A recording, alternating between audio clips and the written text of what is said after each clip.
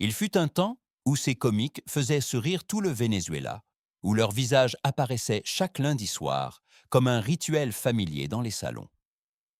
Pourtant, derrière les caméras, loin des projecteurs aveuglants, se cachaient des destins que personne ne soupçonnait. Des combats silencieux, des maladies, la solitude, des malentendus et une fin bien plus sombre que la joie qu'ils avaient autrefois offerte. Aujourd'hui, nous levons le voile et nous plongeons dans les vérités inconcevables qui sont restées longtemps dans l'ombre. C'est l'histoire non édulcorée de ces artistes qui ont fait rire un pays pendant que leur propre vie s'effondrait lentement. 1. Pedro El Gato Soto. À l'âge d'or de l'humour télévisuel vénézuélien, un homme est apparu qui faisait rire les gens avec une telle facilité, comme si c'était sa langue maternelle. Pedro Soto, affectueusement surnommé El Gato, entrait dans chaque pièce avec une présence qui provoquait déjà un sourire avant même le premier mot. Avec un simple regard de travers, une pose malicieuse ou un aja, il transformait le quotidien en quelque chose d'indélébile. Son personnage le plus célèbre, Hermano Coco, un guérisseur douteux qui exigeait toujours une contribution nécessaire, est devenu partie intégrante de la langue nationale. À ses côtés, des figures emblématiques comme Lili et Lulu, créées avec Nelson Paredes, et les stylistes extravagants de Tutti Frutti avec Henry Rodriguez ont vu le jour. Mais Pedro était plus qu'un acteur. Il était un artiste qui donnait vie à chaque rôle avec sa propre histoire, ses propres mouvements et une voix inimitable. Initialement musicien, il jouait dans de petits lieux avant qu'un hasard ne le mène à Radio Rochella, un hasard qui a mis toute sa vie sous un autre jour. Cependant, le succès n'a pas repoussé toutes les tempêtes. Après son passage à Venezolana de télévision, dans l'espoir de nouvelles opportunités, il a perdu en popularité et en sécurité. Les maladies ont commencé à le ronger. Le diabète lui a volé force, souffle et énergie. Sa femme a rapporté plus tard qu'il pouvait à peine se lever certains jours et ne respirait que faiblement. Malgré cela, il s'accrochait à de petits moments de joie. Juste avant sa mort, le 17 juillet 2009, il a entendu un sermon chrétien, a souri et a faiblement applaudi, comme pour dire au revoir avec une dernière étincelle de lumière. Radio Rochella l'a honoré d'une édition spéciale impressionnante, car Pedro Soto n'était pas seulement un comique. Il faisait partie de la mémoire culturelle de tout un pays. 2. Virgilio Galindo, Ruito.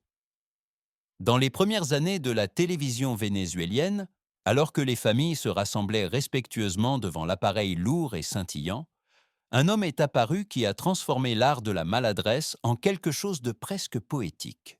Virgilio Galindo, qui restera à jamais dans l'histoire sous le nom de Ruito, se déplaçait à l'écran comme si le monde tremblait sous ses pieds. Ses mains tremblantes, sa voix cassante et son expression mi-peur, mi-audace malicieuse faisaient rire le public avant même qu'il ne parle. Mais derrière cette fragilité apparente se cachait un perfectionniste, un acteur qui travaillait chaque battement de cils pendant des heures pour le faire paraître complètement accidentel. Galindo fut l'un des pères fondateurs de Radio Rochella, un pionnier qui a montré au pays que l'humour pouvait être à la fois un miroir, un refuge et une rébellion. Dans les années 70, il a prouvé sa polyvalence dans la comédie cinématographique Juan Topocho et a ensuite animé, avec El Inspector Tuyuyo, une émission où l'improvisation devenait une sorte de musique. Sa présence s'étendait aux telenovelas, où il a révélé une gravité inattendue dans Estefania, en tant que prêtre Arge Miro. Malgré tous ses succès, il est resté un homme mystérieux qui ne prenait pleinement vie que lorsque la caméra tournait. Âgé, il a continué à jouer dans Cheverissimo, touchant une nouvelle génération qui ne se doutait pas qu'elle était face à l'un des architectes de l'humour national. Sa mort le 14 novembre 2004 d'un arrêt cardiaque a frappé le pays sans avertissement. Avec lui, le Venezuela a perdu non seulement un acteur, mais un maître de la faiblesse humaine, qui a prouvé que le rire naît parfois des fissures les plus délicates de l'âme. 3. Kiko Mendive. Bien avant de devenir une icône de l'humour au Venezuela, Kiko Mendive était déjà une légende vivante dans son pays natal, Cuba. Né dans le bouillonnement de la Havane en 1919, il a grandi au milieu de la musique, du rythme et de cette effervescence caribéenne qui allait plus tard conquérir sa scène. Il fut l'un des pionniers du mambo, un artiste dont la présence, dès le premier pas, disait « Ici, quelqu'un entre dans le monde non pas pour imiter, mais pour le remodeler ». Lorsqu'il est arrivé au Venezuela, La télévision était encore un jeune média et cherchait son identité. Kiko y a trouvé son espace de résonance idéal. À Radio Rochella, aux côtés de Tito Martinez del Vox, il a créé des personnages devenus des classiques. Le Casanova arrogant mais irrésistiblement charmant et l'hilarant Cachiroulo, dont l'élégance restait inébranlable, même en chutant. Kiko n'avait pas besoin de mots pour briller. Sa démarche, son sourire, son timbre caribéen authentique en faisaient un événement avant même la première phrase. Mais derrière l'humour se cachait un artiste polyvalent, musicien, danseur, acteur, innovateur. Sa carrière s'est étendue sur des décennies et des générations, et malgré son âge, il se déplaçait avec une légèreté qui semblait faire oublier la gravité. Mais pour lui aussi, la vie a écrit sa dernière ligne. Au cours de ces dernières années, sa santé s'est détériorée et pourtant il était resté fidèle à son public, presque jusqu'à son dernier souffle. Le 5 avril 2000, il est décédé à Caracas, laissant derrière lui une trace de rythme, d'élégance et de rires intemporels. Pour beaucoup, Kiko Mendive reste non seulement un artiste, mais un sentiment, le souvenir d'un homme qui, avec la musique, l'humour et une étincelle de magie caribéenne, a enchanté des générations entières. 4. Marta Olivo. Avant de devenir l'un des visages les plus connus de la télévision vénézuélienne, Marta Olivo n'était qu'une jeune femme de Caracas qui travaillait de longues heures dans une usine de matelas et portait en elle un désir silencieux, presque défendu: devenir actrice. Son père considérait ce rêve comme un scandale, mais Marta n'était pas le genre de femme à se laisser intimider par les limites. Après le travail, elle courait à Radio Cultura, où elle participait à des concours amateurs et gagnait presque toujours. Sa voix était modulable, élégante, capable de porter toutes les émotions. C'est là qu'elle a pris le nom de Marta Olivo. Et c'est là que le destin a finalement ouvert une porte. Amador Bendayan l'a découverte, l'a introduite dans le monde de la radio, et lorsque la télévision est arrivée au Venezuela en 1950, elle était prête. En 1953, elle a fait partie de l'équipe fondatrice de Radio Caracas Télévision, devenant ainsi l'une des premières femmes à marquer ce nouveau média. Dans les années 70, elle est revenue et a créé son personnage le plus célèbre, Malula.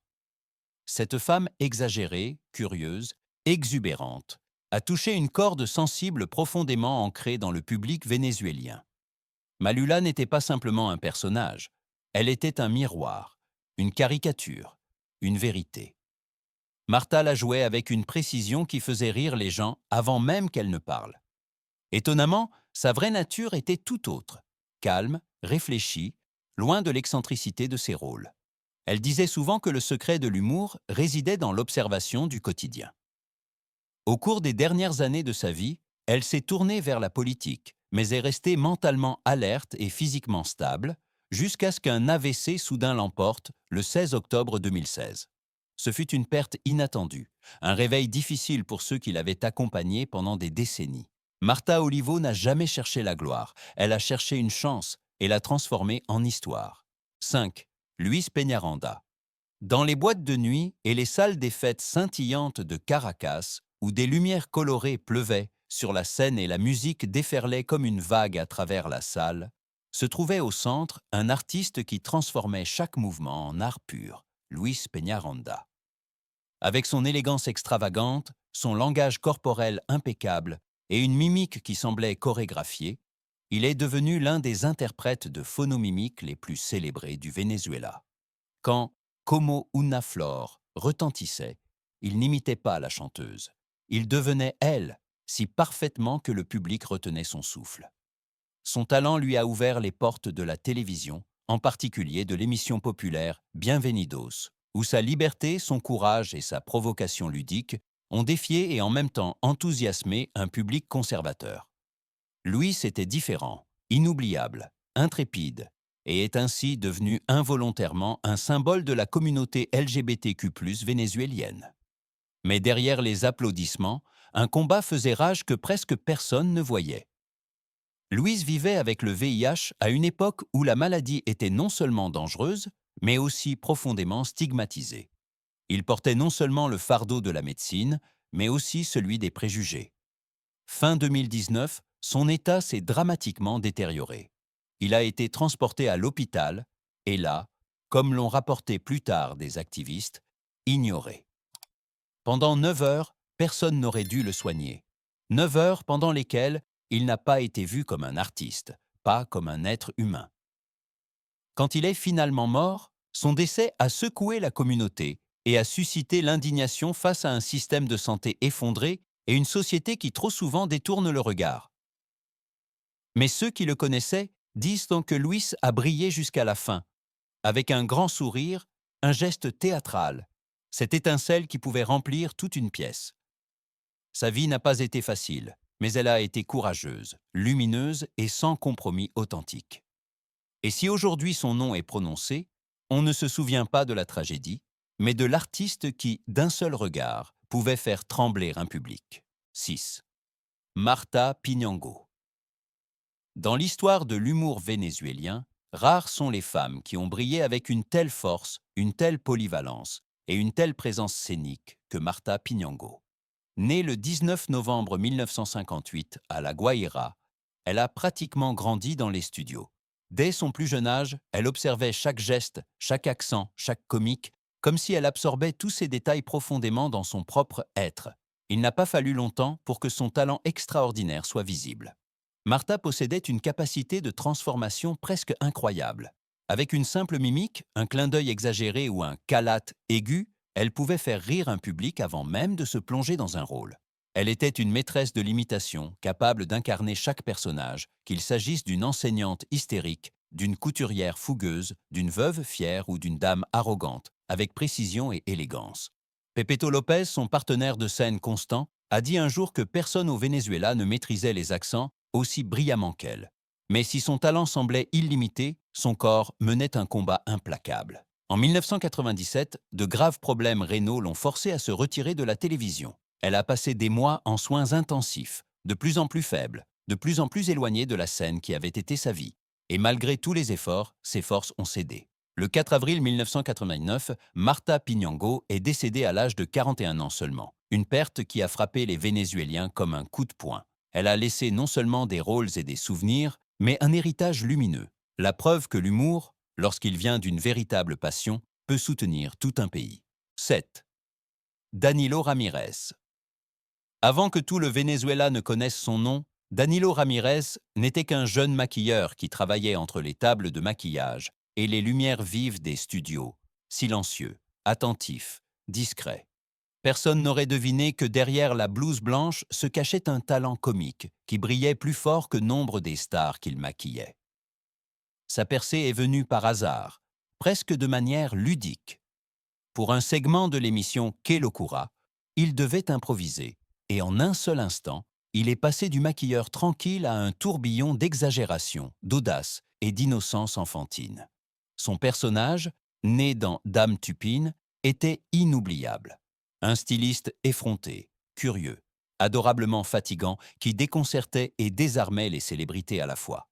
Le public l'a aimé dès le premier instant. Ses réactions rapides, ses gestes exagérés et son sens instinctif du timing ont montré que Danilo n'était pas arrivé sur scène par hasard. La scène l'avait toujours attendu, mais alors que sa carrière montait en flèche, son état de santé se détériorait inaperçu. Une tumeur agressive se développait en lui. Et quand les médecins l'ont découverte, il restait à peine du temps.